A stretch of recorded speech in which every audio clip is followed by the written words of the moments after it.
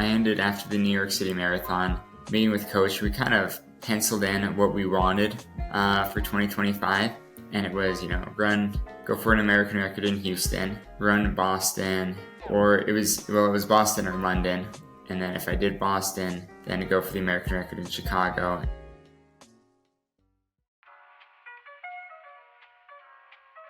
That was Conner Mantz today on the Running Effect podcast. I am recording this 9 weeks out exactly from the 2025 Chicago Marathon, where Conner Mantz has announced that he is gunning for the American record. Yes, guys, you heard me right. The American record in the marathon. And if someone's going to do it in this country, it's going to be Conner, because he already holds the American half marathon record, where he ran 59:17 in Houston. And he's already one of the fastest Americans ever on Boston's storied marathon course, where he ran 2:05:08 earlier this year. In 2024, Conner made his Olympic debut in Paris, where he delivered a gutsy top 10 performance. And back in college, back at BYU, he won multiple NCAA champions. Conner is a dog. He is the future of American distance running. And it was a privilege and pleasure to welcome him onto the podcast for a quick 25-minute conversation, literally designed and focused on his preparation, his mindset, his training, his goals for the 2025 Chicago Marathon, where he will be going after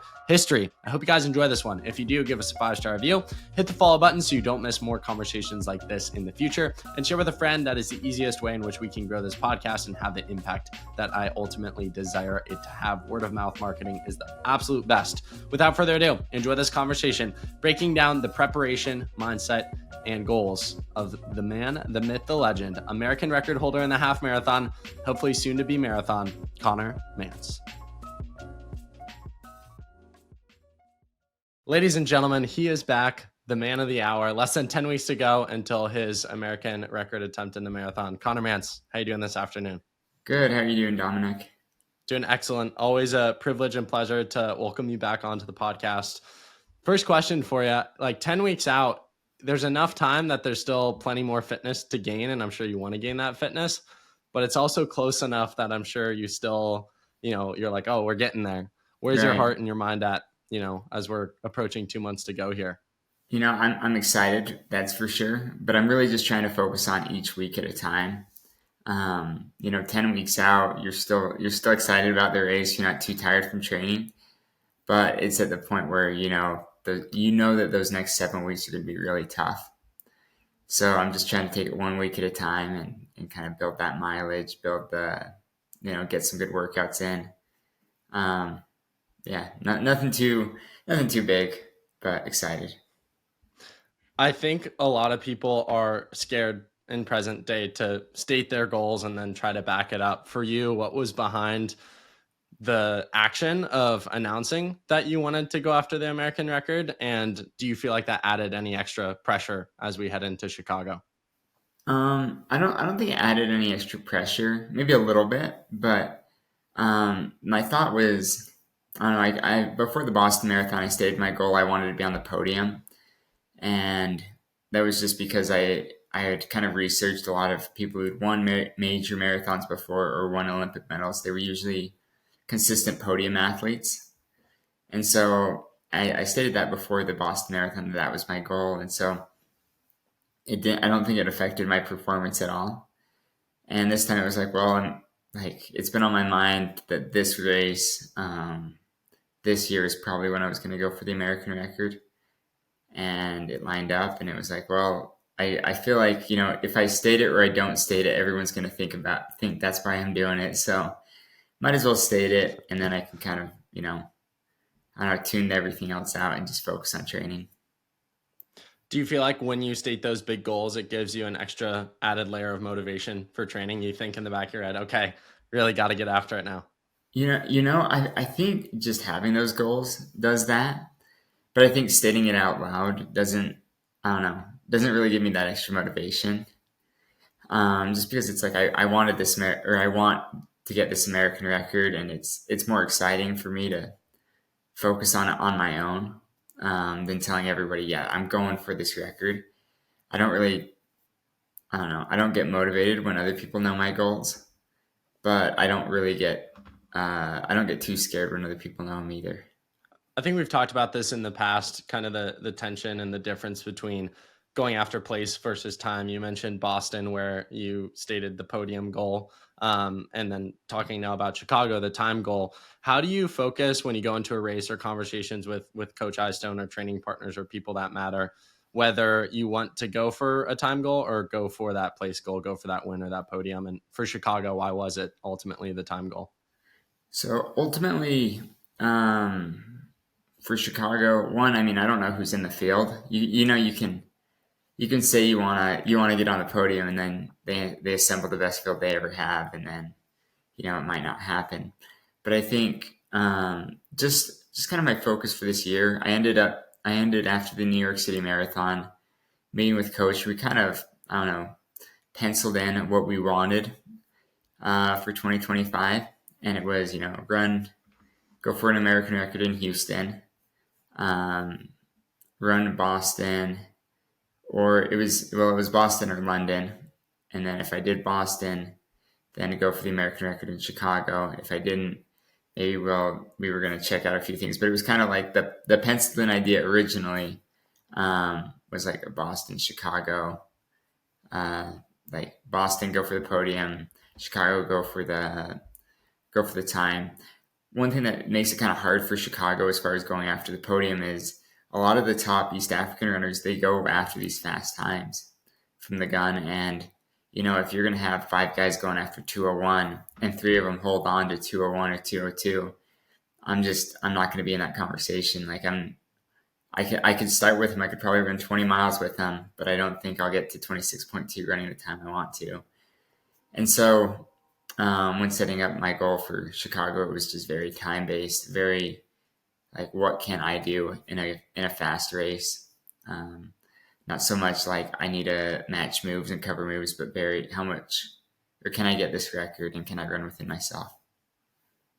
For you, why Chicago? What do you think makes that city, that race special? As well as being a Nike athlete, and you've been a Nike athlete since turning professional. BYU was a Nike school as well, so you've run in their shoes for much longer than even being a pro with them. They obviously are a big support behind making that race happen. How cool is Yeah. it to kind of see those two worlds collide?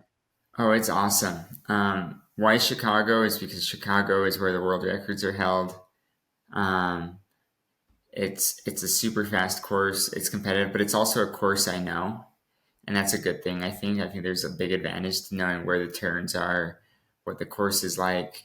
Um, they like I know the whole I don't know the whole format. Like I know what hotel I'm staying in. I know where I'm probably going to go to dinner 2 nights before. I know where I'm gonna or 3 nights before. I know where I'm going to get my meals at. Um, and so there's less variables, less unknowns, and so that was kind of the reason. It was part of the reason I decided to go to Chicago. Was I already had an idea of what the course was like, who was going to be well, not who was going to be there, but the type, like the support that comes with running the Chicago Marathon. You ran it in 2023. You ran a time of 2:07:47. You finished 6th overall, top American. What did you learn from that race result? And looking at, ahead to this fall and going back 2 years, what do you feel like you gained from that race experience that you're now taking with you 2 years later as you run those streets of Chicago once again? Oh, that's a good point. That's a good question. Honestly, 2 years, I felt like I kind of underperformed there, honestly, and I couldn't tell you why. I think I learned a lot from the mistakes I made in that race. I think I got a little too. Um, I I struggled once I was running alone. After the first 5 or 6 kilometers, where I was alone, I think I kind of struggled with being willing to push. And then I had I don't know my last 5K or 6K. I added probably about a minute to my time. I was on 206, like 50 something pace most of the way. And after fading, um, I think I learned a lot about myself. I learned I need to run with people, or I need to um, not be too concerned about the clock. And then, I don't know, that year it was when I started to fade, I just was like, just break 208.10. Like, let's just get the Olympic standard. And this time, I don't have that, like, I don't know. There's nothing great that comes from running sub 208 or just running a PR. Really, this go around, my minimum goal is about, I don't know, almost 3 minutes faster than it was 2 years ago. And that's kind of fun. But I learned, I don't know, that marathon was a good one for me to just get a faster time in. It was a good stepping stone, but it wasn't one I think other than learning the course and learning, I don't know, 2023, I like kind of had forgotten some of the parts of the course from 2022, and I was running super wide on turns and little things like that. So it was kind of a humbling race, but it was also one I think I learned a lot during of what to do the next time I run Chicago. We live in a sport, and I know you've experienced this, of seconds, sometimes minutes, but a lot of times seconds. And every listener right now is probably training in pursuit of getting a few seconds faster, a few seconds better. For you, what have you done physically, mentally, whatever that process looks like, to put yourself in a position where within 2 years you're running the same race and you're looking to go 3 minutes faster? Yeah, it's it's a combination of a lot of different things. I've worked on my nutrition a lot. I think I was well prepared with nutrition then, but I think I'm much more prepared now. Now I'm at the point where I can drink about 200 milliliters of Morton every 5K, and that race I was probably drinking close to 100 to 150 milliliters, and so I've almost doubled how many calories I take in during a marathon, which I think is helpful. And again, that's helping you out seconds. That's not going to make these big minute goals. I've switched racing shoes. I was doing the Alpha Phi 1 then. Now I run in the Alpha Phi 3. I don't know why it took me so long to get comfortable in the Alpha Phi 3, but it did. So that's big. And then another thing I'm doing this go around that I didn't do last time was I now live in Park City, doing just a 3-month training stint.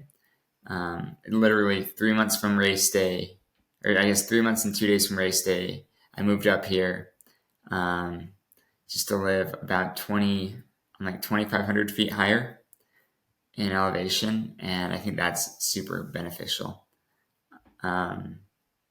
I don't know, lots of little things, but those are three of the bigger little things that I've worked on over the past 2 years that I think are going to pay dividends for this next Chicago. I should ask Coach Eyestone, and I may have when he was last on the podcast, and I think I've asked you questions around it before, but specifically in relation to the Chicago build, I think people who follow you on Strava, see your training, know your training. I think it's just interesting to see how much faster work you do and kind of the type of training that you and Clayton do. And it's so cool. I think what makes it cool is that it allows you to compete in the 5K, 10K while also being in, American record shape for the marathon. Can you take the listener through your training for Chicago and some of the mindsets behind you ripping 57 seconds for a 400 not too long ago? Yeah, that's a great question. I think speed is super important. I've heard Ryan Hall talk about this. Like, you don't want to lose. One of his biggest regrets is he felt like he lost his speed the moment he went to the marathon. And I don't know the science behind it. I've heard that that Eyestone is more scientific, and that you need that those faster stuff to keep you fit and ready for a marathon. So it's like it's not like the marathon and the 5K are that different. They definitely are at the top level. But if you're ready for a good 5K, you should be able to run. Or maybe if you're ready for a good 10K, you're probably going to be able to run a decent marathon. And if you're ready for a great marathon, you're going to be able to run a decent 10K. I just think there's a lot of benefit to that. I mean, there was like 2 weeks ago, we did a session. It was like 10 by 1,000 on the track. We were on a little faster than thresholds, but I averaged like 242 or 243 off a minute rest. And then we jumped into some 400s. And I went like 57, 56, 58, 57. And it was just nice to get into some faster stuff. But it was really confidence building for me, because that 57, 56 are tough. Like I think I could have done maybe 4 more kilometers at 243 and left that workout fine. But having to go and run 56s after 10 kilometers of work or 57s or 58s. It was just tough. But I think you kind of need that. You need to leave a workout where you're like, oh, like that pushed me. And you don't always get that when you're doing longer stuff. I don't always feel like that. I feel like in the longer workouts if we're doing like 2 mile intervals or 3 mile intervals or even, 10 to 12 miles at marathon pace, I finish those and I usually feel like, yeah, that was hard, but I didn't feel like I was anywhere close to riding that line. While in a 400 or 200s where you're running like fast, you ride that line really, really closely. And yeah, I think that's one of the reasons we're doing some fast fours, fast eights, just to kind of get used to, I don't know, running hard.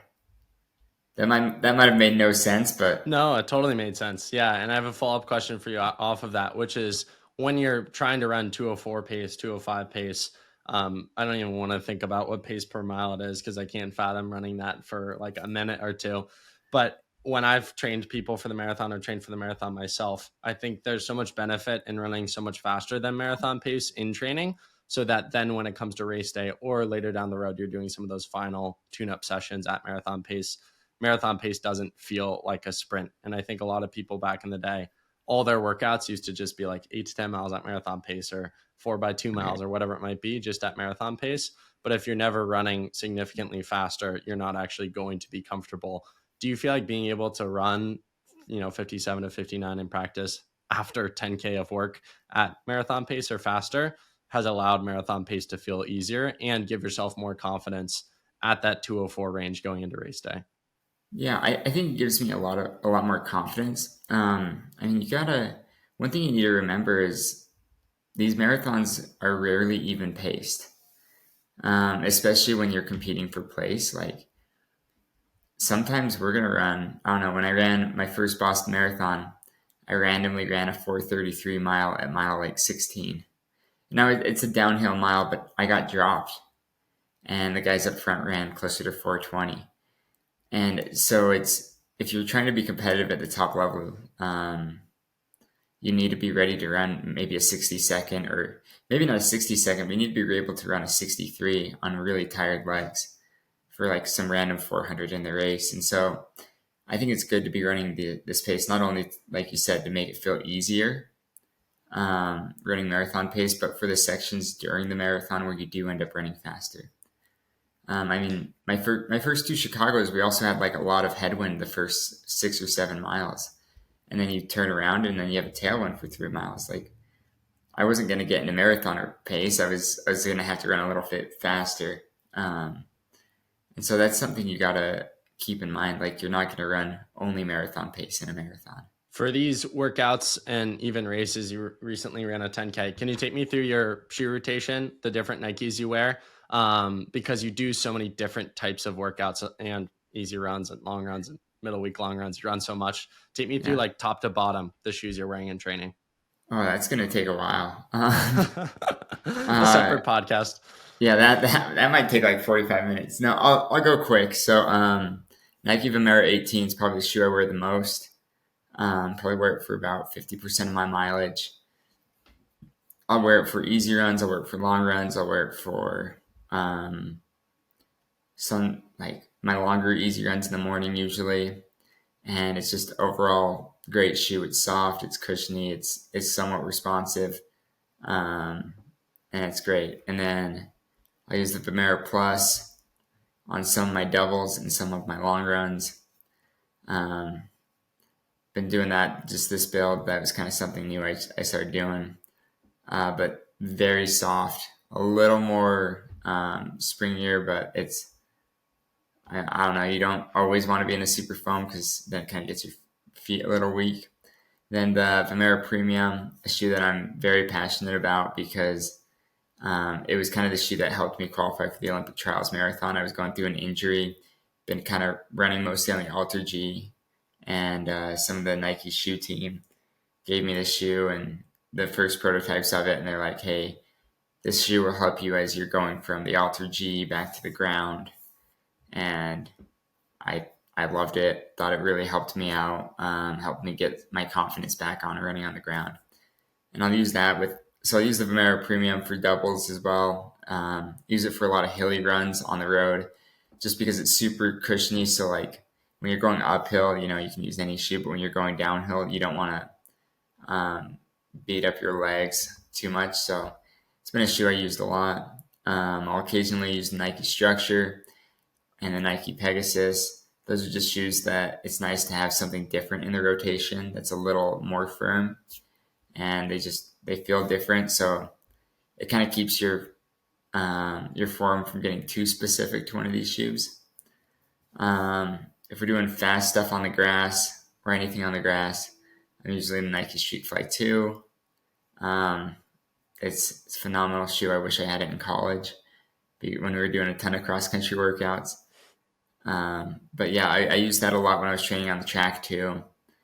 But now most of my workouts are in the Nike Alpha Fly 3. I don't use the Vaporfly as much as I used to, because I know that you want to work out in the shoe you're racing in, just for some specificity of training. So I've used the Nike Alpha Fly 3 a lot recently, and that's been good. I started actually. It's funny, I didn't like it initially, and then I started using it before the Olympics, and then Nike made me this custom colorway of the Nike Alpha Fly 1 just for the Olympics, and it had like my name on it, and on the bag at least. And it was like, all right, this is like it was a really cool shoe. And I had just decided like the week before that I was switching to the Alpha Fly 3. And I felt kind of bad. I'm like, they just went way out of their way to make me the Olympic colorway for this one shoe. But yeah, I started working out a lot in the Nike Alpha Fly 3. So I did some I don't know, VO2 testing or whatever, you know, where you have the mask on as you're switching shoes. And I found out I was more efficient in the 3, which was way different than when I tested it originally. And so I switched to the 3. How much closet space is needed in the Mantz household for all these shoes? Oh man. And, you know, like the closet in this Park City Airbnb is full, but I still have to go down to Provo every once in a while and grab a couple pairs of shoes to bring up. So probably going to do that in a couple weeks, actually, because a lot of my shoes are getting pretty worn out. I love it. You mentioned, correct me if I'm wrong here, the Nike Vomero Premium coming into the Olympic trials, how helpful it was, and working with the Nike innovation team. How cool is it to work with a brand that keeps you so much in the loop and just meets your needs and desires to get you on the starting line healthy and fit and give you a chance to make a team, which you ultimately did that day?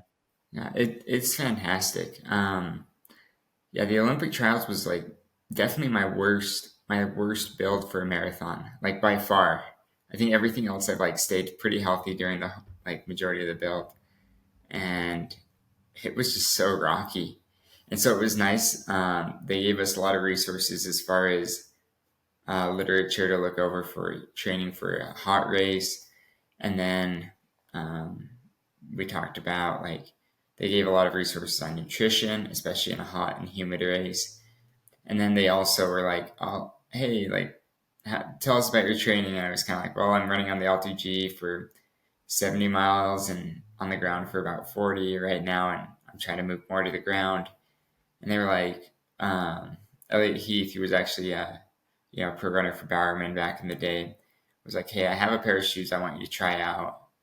And between him and a few of the other people on the shoe innovation team, they were like, look, try this out. Let us know what you think. I used them. I think my first run I used them for was all right, and then the second run was a long run. And it was it's on the Murdoch Canal Trail in Orem, Utah. And I just flew. Like it was like, what the heck? Like I'm fit. I'm back. And I was like, yeah, I need these shoes. As a lot of people have probably seen, the Nike Vomero Premium is overstacked. And I was like, I need this shoe as my next racing shoe, because I did a 4-mile pickup, and I've been pretty hurt. I hadn't done very many workouts, and I think all 4 miles I think were under 440. Wow! And it was like in like a 20 or 25 mile long run, And I titled the run on Strava like Nike Alter G shoes or something like that. Or no, I just said like Alter G shoes, and someone was like, "Hey, they're not Alter G didn't make those shoes, Nike did." And I was like, "Oh, sorry." So I changed the name to something else. Um, but yeah, it like gave me confidence to be back on the ground running. Gave me confidence that I could actually go to the Olympic trials and compete, and that was super special. It's nice to have a whole group in your back corner that are supporting you, and they're listening to your feedback, and they're gonna make adjustments. They're gonna try new things out, and that I thought was really nice. Off the track, off the roads, after the races, what are you rocking? Non Nike running shoe, normal Nike shoe. Are you a low dunks guy? Are you an Air Force One guy? What are you Honestly, rocking? I probably wear. I'm really not in running shoes because I actually love how running shoes feel. Um, like the Nike Pegasus Premium, which I don't run in that often. I'm usually rocking those, but from a non-running perspective, the Nike Waffle is kind of a fun shoe. Which I Final few guess questions. Oh, it go was ahead. originally a running shoe though, so It all goes back. It all it ties all goes back. back. Yeah. Final few questions here as we start to wrap up. Again, less than 10 weeks to go. What are some things you want to see in training? I don't know if you have another race coming up to give you that confidence standing on the start line in October in Chicago that you can do it. You can break the record. Yeah, if I'm running the same times I was in training for the Boston Marathon, that's honestly all I would really need to see to have the confidence to break the American record. But I want to be a little bit faster. Whether it's a second a mile or 2 seconds a mile. I want more. I want to continue with consistency with my mileage. I'd love my mileage to stay. I don't know. Talking to Coach Eyestone, I'm like, maybe we can bring it up, 2 miles a week, 3 miles a week. We don't need to make any big adjustments compared to Boston, so it's going to be pretty similar to the Boston build. Nothing needs to change. I think the one thing I still have yet to really work on is just the 25-mile long runs with, where you're trying to drink over a liter of Morton 320 and you're trying to get that nutrition in. So right now it's just measuring those aspects, like how much nutrition can I get in on a hard run? Can I turn the legs over in these long runs? And, etc. I think a lot of people watching, listening are fans of yours, and they really appreciate the ways that you've allowed Americans to kind of be back or close to the top of the world in the marathon. What would you say to the people out there listening who are fans of yours, appreciate you, are excited to watch in Chicago in terms of like, how do you feel that you're kind of becoming the face of American distance running and specifically on the roads, half marathon, marathon? I don't know. I feel like thanks for everyone who supports me and cheers me on. I do get a lot of really kind people cheering me on in races and in training. I mean, I can go on a run. I mean, almost every day I get somebody to cheer me on a run, no matter where I am, and that's pretty special to me. Um, means quite a bit. But I mean, I still have a ways to go to be like some of the greats with American distance running as far as the marathon goes. So I'm grateful to be where I'm at, but I think I still have a ways to go to I don't know to push the sport forward.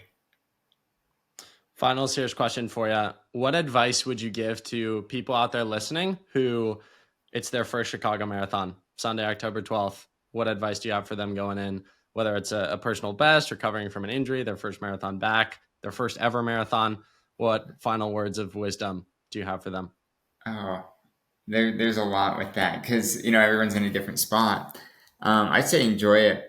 Enjoy the crowds of Chicago. It's a major marathon for a reason. There's a lot of great people out there that are cheering you on. There's a lot of people you can run with in the race. It's a great course. If you're looking for a personal best, it's the course to do it on. But go out there and enjoy it and have a lot of fun. Conner, final question for you. Wrapping up today. Post race, what's the celebration meal? Chicago deep dish, something else? What's your classic post marathon meal? I'll probably Chicago deep dish. I mean, you got to find out whatever's the best food around town. there's a nice Thai restaurant near the hotel, so maybe I'll hit that up if the deep dish Tongue twister. places are all crowded again.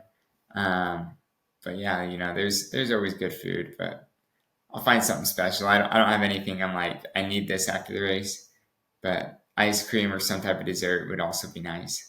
Conner, thank you so much for your time. Thank you for the Thank you. conversation, and best of luck the last 9.5 weeks as you approach history. And going to cheer you on the All right. streets of Chicago, October 12th. Keep crushing it, man.